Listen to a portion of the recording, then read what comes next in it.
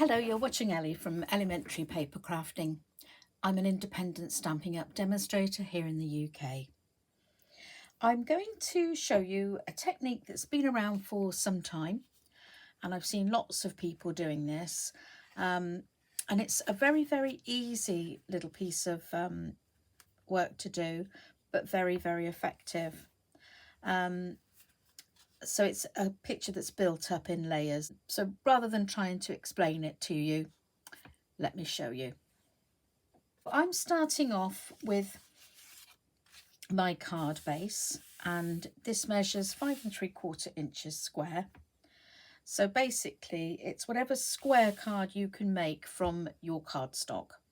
So with ours being A4 in Britain, 5 3/4 inches square fits really well out of one piece of A4. You just need to cut this down to 5 3/4 and just cut a tiny bit off the edge there, and that makes a nice square card. So that's our card base. Now I used a piece of Very Vanilla cardstock to stamp out my actual design.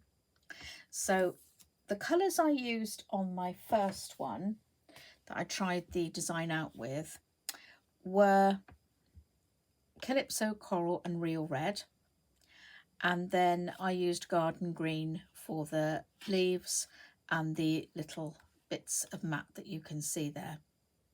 So I'm sticking with the Garden Green because I rather liked it, although it's not a colour I use an awful lot.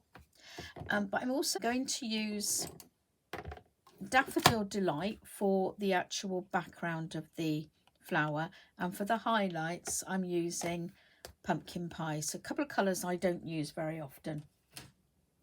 So to start with, I'm just going to bring in my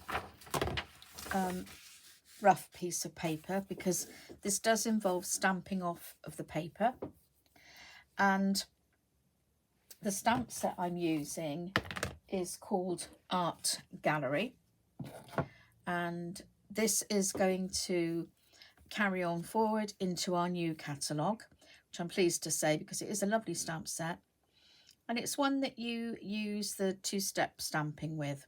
So you stamp the background and then you over stamp with the highlights in the different colour. So that's what I'm using for the flower, and the foliage comes from my good old friend Very Versailles, this lovely vine leaf here. I just love this. I always start with the lightest colour and the stamp with the most, I hold it up that way you can see, with the biggest design on it. That works much better in the lighter colour, I think. And I'm going to start by coming in from the edge like so,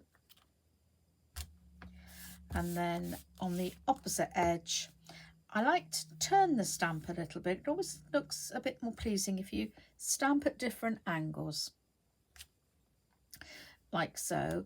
Now you can choose to have them opposite each other this way when you lay it on your card, or if you prefer that way.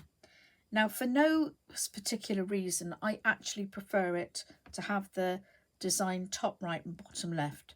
There's no right and wrong, it's just exactly how it pleases you. And then I'm going to put one more or less in the centre. Doesn't have to be spot on. Okay, so that's my first layer down of my flower.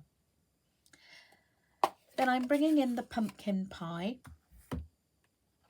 and the highlight stamp, and I'm going to stamp this one on top. Now, if you'd like, you can get your head right over this to get it spot on, but to be perfectly honest with you, as long as you get it more or less in the right place, it's fine. So if I can just explain, this bit here is where that bit goes to the top of that petal. But as I say, if it's not absolutely spot on, it really doesn't matter. It'll still look pleasing. And then I'm going to pop that one on there.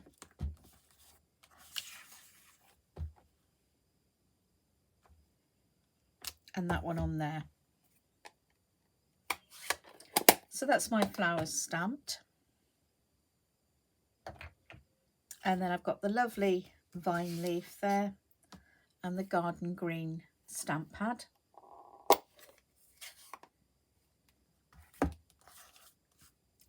And then I'm going to ink this up, and then what I like to do is bring it across to one side and then, without re-inking it, just stamp again so that you get the two tones of the green. And then I'm going to use the same stamp in the opposite corner, but I'm not going to do it at the same angle. It's always a good idea to just do something slightly different so you've got a different effect on each side. Sometimes symmetry is not what we're looking for.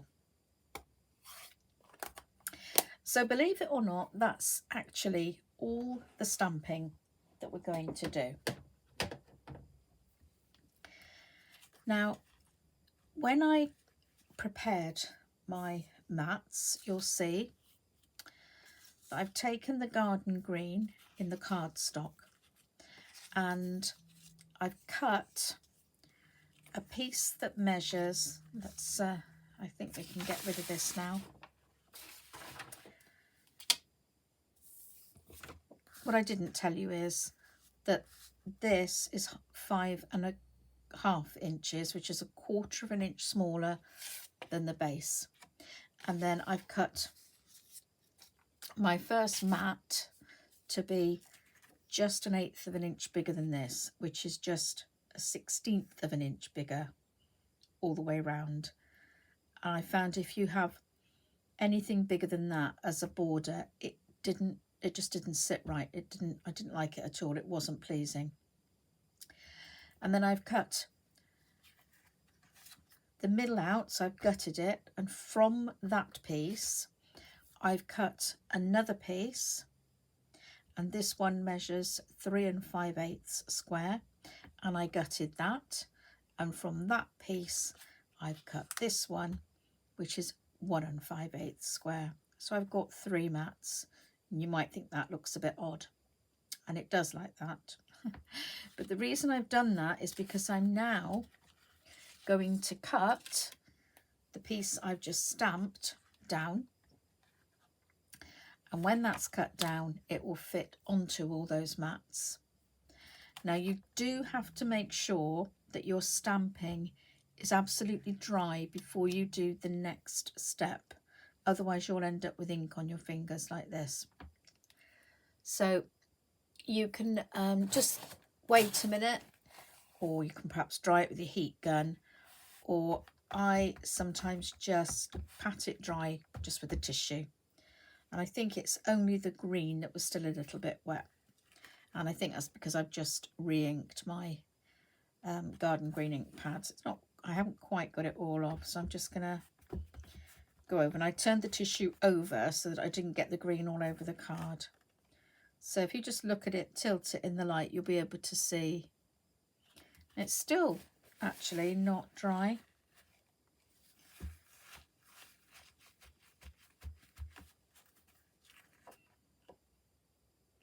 Right, but it is now. So the next thing you do is bring your trimmer in, and I like to turn it this way like I do when I'm gutting, because it's the same principle. Now I'm going to cut this so that I can mat this center one here. Okay, so I'm going to come in, I think it was 1 inch, I can't remember now, let me just check. Yeah. So I'm bringing this so that this edge is against the 1 inch mark here. Pop that down. Before I put it all the way down, I'm going to move this to the 1 inch mark here. And this is 5.5, so I'm going to bring this down to 4.5. Like so. and then lift it up gently and turn this 180 degrees and bring it back in at 1 inch. It's already in the right place, so bring it up to the 1 inch mark and now turn this 90 degrees. Put it back in so it's on the 1 inch mark here, and then down to the 4.5 inch mark so that it cuts that out, and then again round here back onto the 1 inch mark and back up to the 1 inch mark there, and then you will have cut out that middle piece. Okay, so that is the piece we're going to mount onto that mat, like so. So we're going to do exactly the same thing again. We're going to butt that up to the inch mark here. It's already at the inch mark there. This is 3.5 inches, so we're going to bring it down to 2.5. Bring it up, turn it 180 degrees. Again, put this up to the 1 inch mark and bring it back up to the 1 inch mark there. 90 degree turn. Again, back down to the 3.5. Turn, and the last cut now. Back up to 1 inch. So then you've got your little bit in the middle, like so. So that will fit onto there, and this will fit onto here. Okay, so I'm bringing in my Tombow multi-purpose glue in my little container that just lets a little bit of glue out at a time. I'm not bothering to gut this one because it's a very, very small piece, but what I am going to do is take my bone folder and just run around the edge of this piece of cardstock. I find when I've cut it on the trimmer you get a bit of an edge on it, and it's just where the blade pushes down into the groove of the cutter, that's all. So just pop some glue on the back there and place that on. Move it a little bit if you do get a little bit of time to move this a little bit to make sure it fits properly.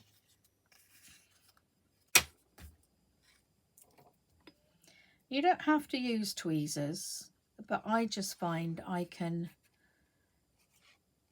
grip it better and I don't get the glue on my fingers and transfer it anywhere else.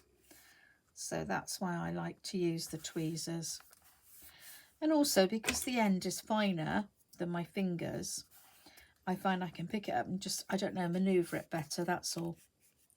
So that's 2 on the mats, and then my final one, my final layer,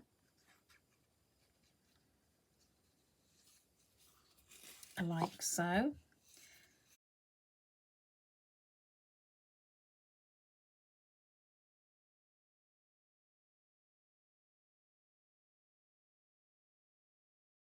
So there we are.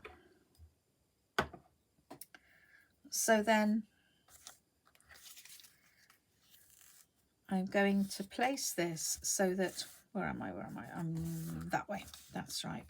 So I've got the biggest flower there and the other one there. So then you can just pop this on and you'll see that naturally where you've stamped before, it will carry on to your card. The symmetry will be there because you've cut it out of the same design, and you can just pop them one on top of the other and they will look really nice. So what we're going to do is we're going to pop the bottom layer onto our card, And it's always a good idea for two reasons. Open your card up, that way you can make sure it's going on the right way, it's not an upside down card. And the other thing is, if this is opened out, it'll flatten down much better and you'll get a better finish on the card. If it's folded in half, it can tilt it up a bit and you can not get it stuck nice and straight. It'll look straight, but when you close the card or open the card, it won't sit right. So let's pop that there. And you've got that tiny little margin around there, which looks much nicer than a really big one on this particular project. And always remember, before you stick it down, always make sure that you've got it the right way. And just take a moment or two to make sure it's going to match up nicely. To be honest, it doesn't matter if it's not spot on, because having that little mat around here does actually give you a little bit of time. You know, it's forgiving if it's not spot on, but it's not difficult to actually line that up.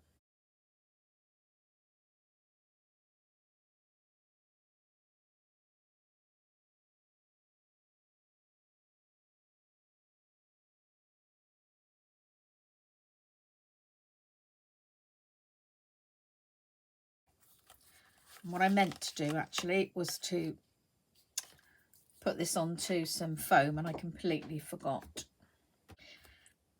Right, to save time, I've cut some of our self-adhesive foam. I've applied it to each side. So this, I just cut it slightly smaller than the actual layer on both occasions. And then what I'm going to do is just bring back the card and take this off. I mean, you can do it flat like I was doing just now, but it will look much better if you build it up on the foam like this. And the reason I use the foam rather than the dimensionals is because it's much better to, when you've got an area like this, it's better to have it all over. If you use the dimensionals on something this size, in between it will sort of cave in, especially if it's going through the mail. So I want to make sure that it all stands up well. And that didn't look right for a minute that way up, but it is right. So yeah, you can just peel the backing off and pop that on like so. So that's the same card in the alternate colours. So you can add a greeting to this if you wish, obviously. So that's the two different colours. So I've used Garden Green on both. And this one was Daffodil Delight and Pumpkin Pie. And this one is Calypso Coral and Real Red. So I'm not going to add a greeting at the moment because I'm not quite sure what I'm going to use these for. But I hope you like the overall effect. And as I said, the art gallery stamp is continuing on in our new catalogue. And talking about catalogues, there is a link to the downloadable digital catalogues in the description box below if you're watching on YouTube. So if you'd like to look at the catalogue, you can see them there. As soon as the new catalogue's available, I will pop that in the link. And obviously there will be a link to my online store too. So if there's anything you'd like to buy, you can just click on there and you can shop with me. So as always, I thank you very much for watching. And it would be really great if you would click the like button, give me a thumbs up and subscribe to my channel and share the videos with any of your friends. Thank you very much again for watching and I hope to see you soon. Bye bye for now.